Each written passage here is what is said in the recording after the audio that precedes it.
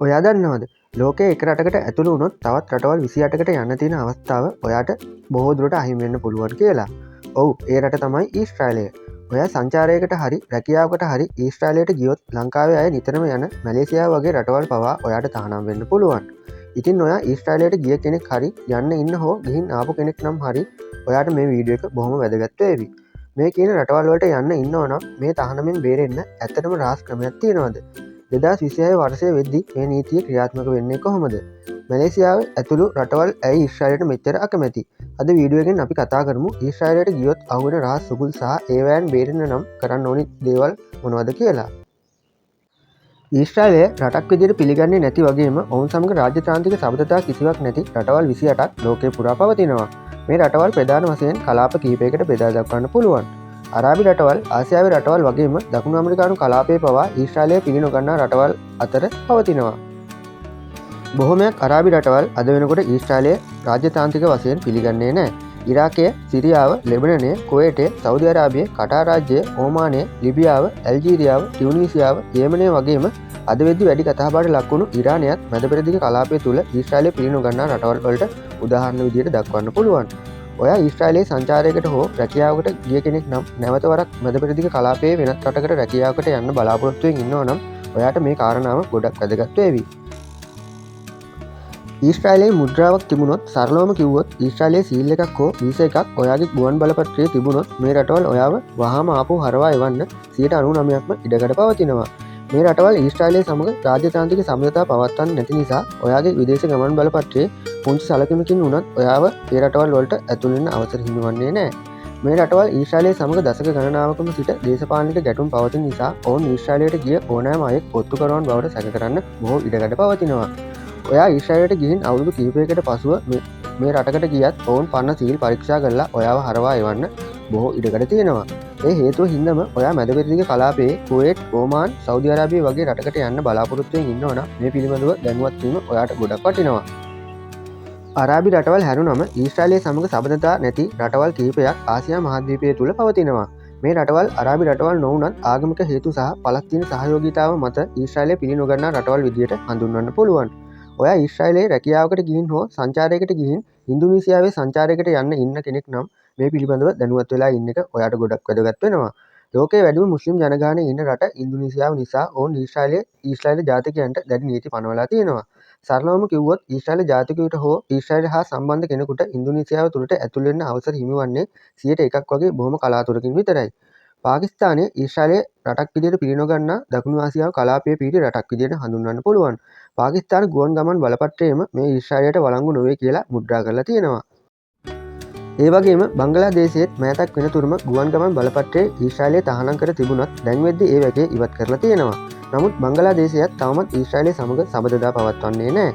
ඊශ්‍රායලයේ රටක් විදිහට පිළිනොගන්නා ආසියානු කලාපයේ දැවැන්තයෙක් විදිහට මැලේසියාව හඳුන්වන්න පුළුවන්. මැලේසියාව ප්‍රධාන වශයෙන්ම මුස්ලිම් රටක් වන නිසා වගේම පලස්තීන වැසියන්ට සිදුවන අසාධාරණයට එරෙහිව දැඩිව පෙනී ඉන්න රටක්. ඒ වගේම මැලේසියාවේ හිටපු අගමැති මහතීර් මොහොමඩ් මහතාගේ කාලයේ සිටම ඔවුන් ඊශ්‍රායලයේ නීති විරෝධී රටක් විදිහට හඳුන්වනවා. ඒ නිසා මැලේසියාව ඊශ්‍රායලයේ රටක් විදිහට පිළිගන්නේ නැහැ. මැලේසියානු ගුවන් ගමන් බලපත්‍රයේ පවා ඊශ්‍රායලයේ හැර අනිකුත් සියලුම රටවල් සඳහා වළංගු වේ කියලා මුද්‍රණය කරලා තියෙනවා. මැලේසියාව ශ්‍රී ලාංකිකයන්ගේ ජනප්‍රියම සංචාරක ගමනාන්තයක් නිසා ඔයාට මේ කාරණාව ගොඩක් වැදගත් වේවි කියලා අපි හිතනවා. ඔයා ඊශ්‍රායලයට රැකියාවකට හෝ සංචාරයකට ගිය කෙනෙක් නම් පසුව ඔයා මැලේසියාවට යන්න ඉන්නවා නම් මැලේසියානු ගුවන් තොටුපළ නිලධාරීන් ඔයාගෙන් දීර්ඝ වශයෙන් ප්‍රශ්න කරන්න බොහෝ දුරට ඉඩකඩ පවතිනවා. ඒ වගේම උතුරු කොරියාවත් ඊශ්‍රායලයේ අධිරාජ්‍යවාදී ගැත්තෙක් ලෙස සලකලා ඊශ්‍රායලය පිළිනොගන්නා ආසියාතික රටක්. ඇෆ්ගනිස්තානය සහ බ්‍රූනයි රාජ්‍යත් ඊශ්‍රායලයේ රාජ්‍යතාන්ත්‍රිකව පිළිනොගන්නා ආසියානු කලාපයේ අනිකුත් රටවල් විදියට හඳුන්වන්න පුළුවන්. දකුණු ඇමරිකානු කලාපයේ රටක් වෙන වෙනිසුලාවත් ඊශ්‍රායලයේ පලස්තීන යුද ගැටුම් නිසා ඊශ්‍රායලය පිළිනොගන්නා රටක් බවට අද වෙද්දී පත්වී තිබෙනවා. ඒ වගේම කියුබාවත් 1973න් පසු ඊශ්‍රායලය සමග සියලුම සබඳතා අත්හැර දැමූ රටක් විදියට හඳුන්වන්න පුළුවන්. ඇත්තටම ඔයා මෙතනදී වටහා ගත යුතු වැදගත්ම කාරණාව තමයි ඊශ්‍රායලය පිළිනොගන්නා රටවල් 28ක් තිබුණත් ඊශ්‍රායලයේ සීල් එකක් තිබූ පමණින් ඇතුල් වෙන්න තහනම් කරන්නේ රටවල් 10ක් 12ක් පමණක් කියන එක. නමුත් අනිකුත් රටවල් වලදී ඔයාට සාමාන්‍ය ගුවන් තොටුපළ ක්‍රියාවලියකට වඩා දැඩිව ප්‍රශ්න කිරීමට ලක් වෙන්න තියෙන අවස්ථාව බොහෝ වැඩි බව හොඳින් මතක තබා ගන්න. ඇත්තටම ඊශ්‍රායලය ඔවුන් පිළිනොගන්නා මේ රටවල් පිළිබඳව දැනුවත් වෙලා ඉන්නවා. ඒ හේතුව හින්දම ඊශ්‍රායලය විසින් තමන්ගේ රටට එන සංචාරකයින්ට වෙනත් රටවල් තහනම් වීම වැළැක්වීමට ස්ථීර විකල්ප ක්‍රමවේදයක් ක්‍රියාත්මක කරනවා. ඔයා ඊශ්‍රායලයට ඇතුළුණු ගමන්ම අනිත් රටවල් වල වගේ ගුවන්තොටුපළින් ගුවන් ගමන් බලපත්‍රයේ මුද්‍රා තබන්නේ නැහැ. ඒ වෙනුවට ඔවුන් ඇලෝන් නම් පද්ධතිය භාවිතා කරනවා. ගුවන් ගමන් බලපත්‍රයේ මුද්‍රා වෙනුවට ඔයා ඊශ්‍රායලයට ඇතුළුණු විට නිල් පාට කාඩ්පතකුත් පිටවන විට රෝස පාට කාඩ්පතකුත් ලබා දෙනවා. ඒ නිසා ඔයාගේ ගුවන් ගමන් බලපත්‍රයේ ඊශ්‍රායලයේ නිකුත් කරපු සීල් එකක් සඳහන් වෙන්නේ නැහැ. ඇත්තම කිව්වොත් ඔයා ඊශ්‍රායලයට ගියා කියලා තියෙන එකම සාක්ෂිය ඒ කාඩ්පත් විතරයි. නමුත් එක ගැටලුවක් පවතිනවා. ඒ මොකද කියනවා නම් අද වෙනකොට බොහෝ රටවල් ඩිජිටල් වීසා ක්‍රමවලට මාරු වී ඇති නිසා ඔයාගේ ගුවන් ගමන් ඉතිහාසය ඩිජිටල් ක්‍රම මගින් සොයාගන්න ඕනෑම රටකට පුළුවන්. අද වෙනකොට ලංකාවේ බොහෝ දෙනෙක් මැද පෙරදිග රටවල රැකියාවල් වලට වගේම ඉන්දුනීසියාව, මැලේසියාව, බ්‍රූනයි වගේ රටවල් සංචාරක ගමනාන්ත විදියට භාවිතා කරනවා. මේ රටවල් වලදී ඔයා ඊශ්‍රායලයට ගොස් නැවත පැමිණීම පිළිබඳ ගැටලුවෙන් ගැලවෙන්න පුළුවන් ක්‍රම කිහිපයකුත් දක්වන්න පුළුවන්. විශේෂයෙන්ම ඉහත කියපු රටවල් වලට ඔයා යන්න බලාපොරොත්තුවෙන් ඉන්නවා නම් විශේෂයෙන් මේ කාරණා වලට අවධානය යොමු කරන එක ඔයාට වැදගත් වෙනවා. ඔයා ඊශ්‍රායලයට යන්න ඉන්නවා නම් වඩාත්ම ආරක්ෂිත ක්‍රමය ගුවන් මගින් පමණක් ගමන් කිරීම බව සඳහන් කරන්න පුළුවන්. ඒ මොකද කියනවා නම් ගුවන් තොටුපළෙන් ඔයාගේ ගුවන් ගමන් බලපත්‍රයේ වීසා සීල් එකක් නිකුත් කරන්නේ නැති නිසා. ඔයා ඊජිප්තුව හරහා හෝ ජෝර්ඩානය හරහා ගොඩබිමෙන් ඊශ්‍රායලයට ඇතුළු වුණොත් ඒ රටවල් ඔයාගේ ගුවන් ගමන් බලපත්‍රයේ ඒ බව සඳහන් කරනවා. මේ මුද්‍රාව දැක්පු ගමන්ම ඔයා ඊශ්‍රායලයට ගිය බව ඉහත කිව් රටවල් වලට අහුවෙන්න බොහෝ ඉඩකඩ පවතිනවා. දෙවැනි කාරණාව තමයි ඔයාට ඊශ්‍රායල් ගුවන් තොටුපළෙන් ලැබෙන නිල් සහ රෝස පාට කාඩ්පත් කිසිම වෙලාවක ළඟ තියාගන්න එපා. ඔයාගේ සංචාරයේ අවසානයේ ඒවා ඉවත් කරන එකෙන් ඔයාට මේ ගැටලුවෙන් බේරෙන්න එක අවස්ථාවක් ලැබෙනවා. ඊශ්‍රායල් ආරක්ෂක අංශය විසින් පරීක්ෂාවලින් පසුව ඔයාගේ ගුවන් ගමන් බලපත්‍රයේ පිටුපස කුඩා කහ හෝ සුදු පාට බාකෝඩ් ස්ටිකරයක් අලවනවා. බොහෝ දෙනෙක් මේ ස්ටිකරේ හින්දාම ඊශ්‍රායලයට ගිය බවට ඔප්පු වෙලා තියෙනවා. ඔයා ඊශ්‍රායලෙන් පිටවුණු වහාම මේ ස්ටිකරේ සහ ඇලෙන සුළු කොටස් සම්පූර්ණයෙන්ම ඉවත් කරන එකත් මේ කාරණාවේදී ඔයාට ගැටලුවක් නොවෙන්න දක්වන්න පුළුවන්. ඒ වගේම තමයි ගුවන්තොටුපළ නිලධාරීන් ඔයාගේ දුරකථනය පරීක්ෂා කළොත් ඔයා ඊශ්‍රායලයට ගිය බව සනාථ වෙන සාක්ෂි කිසිවක්ම ඔයාගේ දුරකථනයේ තියාගන්න එපා.